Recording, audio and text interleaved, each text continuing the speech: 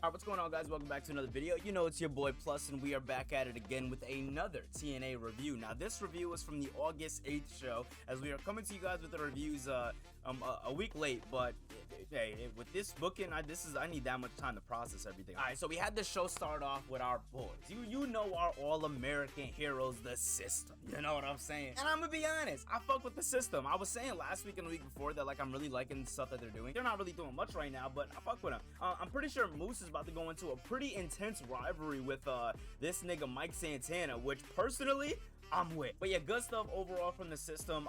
I'm not gonna lie, I'm fucking with it. Like, I know they're going on their whole like path right now and seeing like what's next for them. Personally, like, I wouldn't mind seeing Moose in this whole like, you know, NXT TNA thing, but you know, I feel like they're being very specific and picky on who they're gonna have come over with this whole crossover. So I'm just kind of taking what I can get at this point. But yeah, great start off from the show by the System. Now, there was the triple threat match.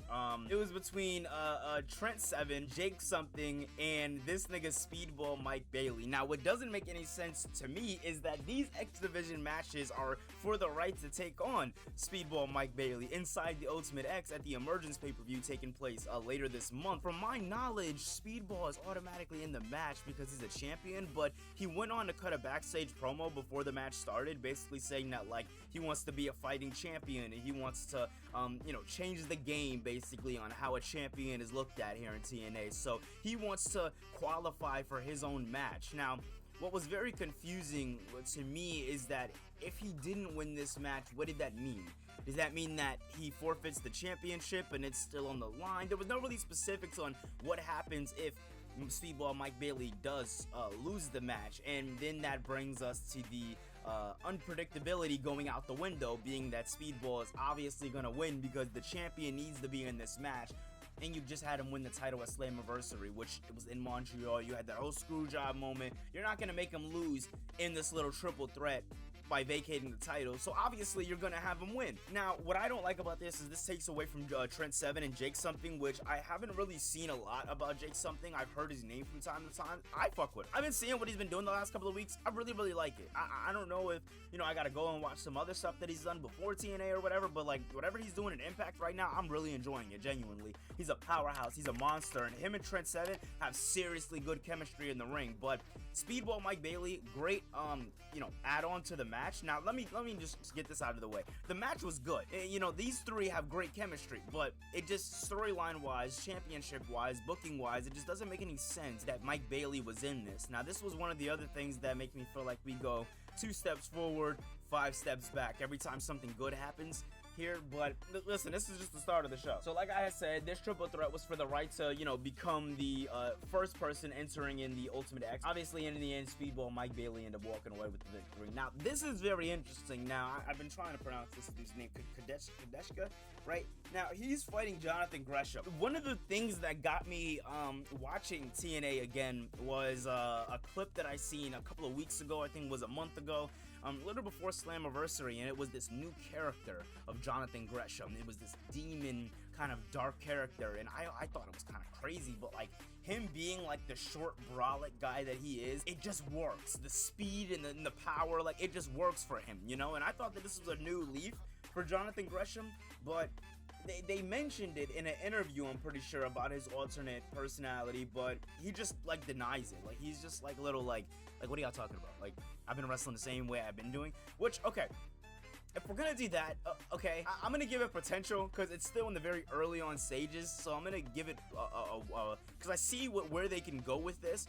Now, what people were saying online is that this is an alternate personality. This is an alter ego of you know, Gresham. I'm okay with that. I'm gonna let that be known real quick. I'm perfectly fine with that, and I'm pretty sure a lot of people are. Like, he has no idea he can even turn into this thing. And what I like too about this match, that, you know, when he took on Kazuchika, is he lost. Now, what I like about that is that, well, see, and this is where the thing comes in, because I'm not too sure on my knowledge when it comes down to Gresham's alter ego, but I'm pretty sure he won that match with the alter ego. I could be wrong. Now, listen, don't hate on my boy Jonathan Gresham. I mean, that's a short king right there. I know a lot of people don't know this, but me and Gresham are actually the same height. Now, okay, so it was hyped up that this motherfucker Jordan Grace was gonna have an open challenge. Now, the first person who answers that open challenge is fucking Rosemary. Now, there's so many problems with this, but then they shortly got corrected, and I love it. Now, if there's one thing that, you know, if you ever, you know, have fear of TNA's booking, or you're like so worried that they're gonna ruin a storyline, just know when it comes to the women, they're good.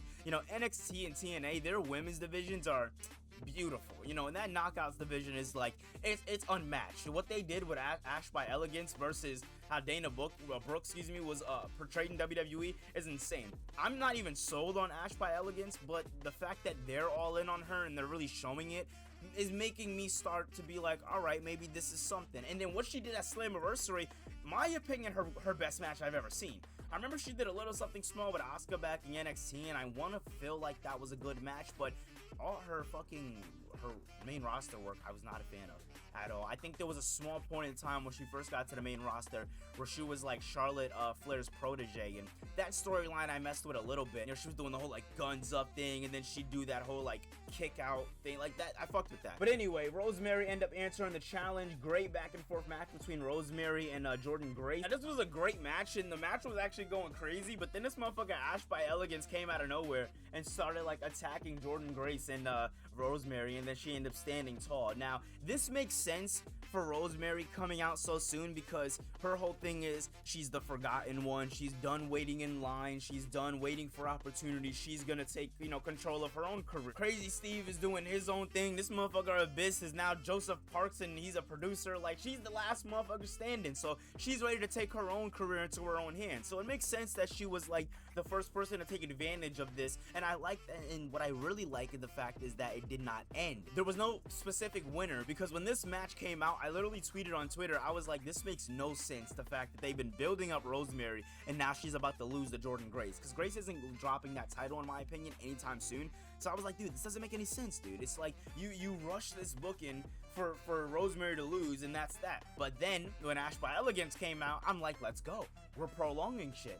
We're cooking. You feel me? So now it's either going to be a triple threat at Emergence versus what could be Rosemary. I wouldn't mind seeing Jordynne Grace potentially on the shelf. I'm pretty sure she has an open challenge this Thursday though, which kind of dampens that. But hey, maybe Ash by Elegance is the one who answers the challenge this week, and then it's Rosemary who gets involved, and now we get the triple threat at Emergence. I wouldn't mind that. I want to see a multi-woman match with Grace, just so I can see a little bit more of what she does, because, you know, these one-on-one matches are fun, but it's like the same rinse and repeat. Like, she sails for a little while and then she just takes control and wins. Like, there's no middle to her match to get us into that end. It's just beginning end, you know? Oh my god, bro, the walk-in weapon, bro, the weapon, bro. After last week, you know, Josh Alexander, you know, saying little bits of what is wrong with him, this week we finally hear from him, and he talks his shit.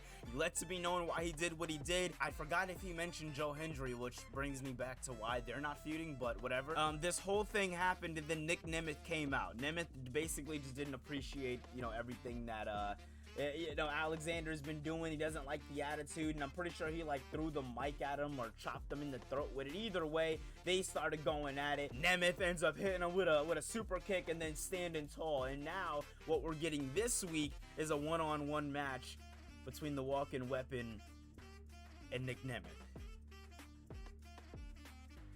And what doesn't make sense to me is that this feels so rushed. This feels so rushed, dude. I don't know why it does, but it does. Like, in my mind, when I seen Josh Alexander turn heel, in the back of my mind, I wasn't saying, okay, hey, automatically we're about to see him go after the title. No, in my mind, I was expecting to see, like, Frankie and fucking Nemeth go at it for at least a few weeks, you know, and then we continue to get this whole thing with, you know, Josh Alexander, and then eventually he goes back after that championship. But in my opinion, what they're trying to do here, because I'm pretty sure last year, him and Nemeth money, I want to see that match. I feel like that match was the end goal, and it feels like the, you know, the third inning. It doesn't make any sense. All right, so Zachary Wentz, he was in this triple threat match, and he went against Casey and Dante Chen. Yeah, he's an NXT guy, and basically it was an opportunity to see like who was going to be going to that Ultimate X spot. Again, another triple threat.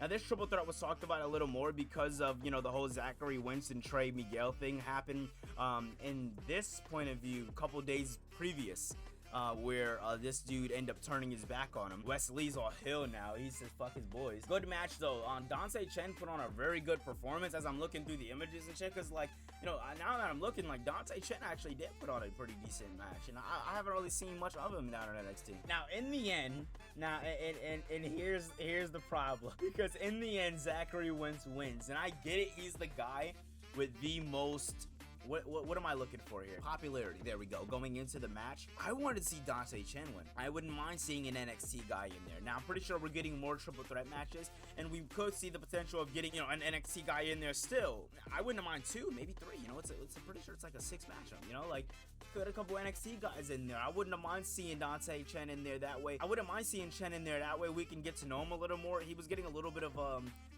talked about from the crowd. Now, what I was saying when this match started was that this nigga Wesley should have came. Wesley should have went after Miguel, and then after he attacks Miguel, Zachary Wentz gets confused. Wentz, ends up eating the pin because of Wesley's attack, and then this ends up leading to Miguel getting injured just until No Mercy. And then at Emergence, what I would have liked to see was Zachary Wentz versus Wesley. This dude Miguel comes back a couple weeks later, and then at No Mercy, we end up seeing Miguel versus Wesley. Personally, I would have been cool with that. We end up seeing NXT last night, and he talking about going after the title. They just scrapping it that fast. What's going on? I don't know, bro. I'm hoping. I'm gonna have faith. Oh, this match was actually good. So, like, I was hoping in this match, like, people, or not this match, but in the Joe Hendry versus Joe Coffey match, I was actually hoping that people seen why I like Coffey, as much, and why I put him in my Imperium group in Universe mode. We didn't see any of that. We seen a typical heel versus babyface match. This match, on the other hand, let's talk about it. Now, this match was your main event. This was Joe Hendry versus Wolfgang. Wolfgang is another member of Gallus. Now, I've only seen Wolfgang as far as a tag team guy in NXT. I haven't really seen much of his singles work. I don't really know if he has many single matches around. But when I seen this match, bro, Wolfgang's actually somebody to fear. Like, I'm not gonna lie, he definitely works great in Gallus. I'm not saying I want a Wolfgang singles run, but he's seriously, like, he pushed Joe Hendry tonight. It was actually pretty good. In the end, Joe Hendry stood tall to close Impact, and I'm pretty sure that was that. Like, it was just, he stood tall to close it, that was that. Now, what we also seen somewhere in the show, there's not images of it, because I was trying to find it, but we also see Matt Cardona. I guess that Stephanie was waiting for PCO to, like, come to the hotel room to celebrate their after wedding, their little honeymoon, but, like, he was nowhere to be found. Somebody knocks on the door, she thinks it's him, but it's fucking Matt Cardona, and he's like, dude, what are you doing in that? We have work to do, all right? We got work. So this isn't some love storyline. I was a little confused myself. This isn't some love thing. I guess she was Matt Cardona's manager at one point, and they were pretty successful, and now Matt Cardona's back to win titles, and he's like, yo, where the hell's my manager at? Like, why? What the fuck are you doing getting married and shit? We got work to do. And that's basically what he was saying. Like, we got work to do. We got shit to do, championships to win. She wanted nothing to do with him. So we end up seeing an image, I'm pretty sure it was later that night, and it was a gang of people attacking PCO. Now, obviously, behind this was Matt Cardona. Cardona ended up, jumping PCO and getting him, somewhere, I don't know where he was, some parking lot, but PCO's going through it. I don't know where that brother is. We're going to see more this week, and yeah, it's very interesting. I like it. Now, listen, little honorable mentions.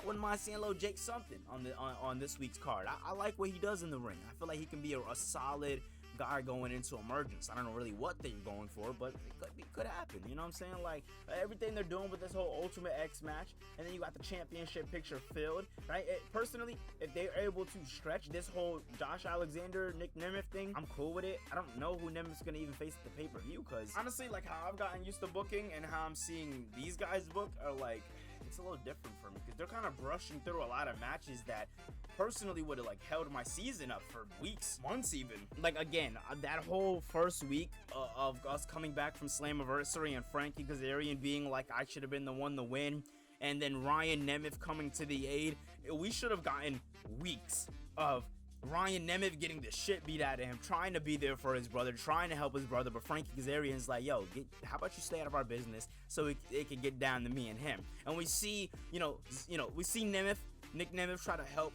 Ryan from time to time, but in the end, Frankie ends up catching Ryan Nemeth lacking, and then Nemeth ends up getting taken out, maybe put on the shelf. It's no different from what they're doing now. He hasn't been featured in like 2 weeks, so it would have been the same shit, whether, him losing a match, I don't know if he won that match, versus him getting written off of television via injury.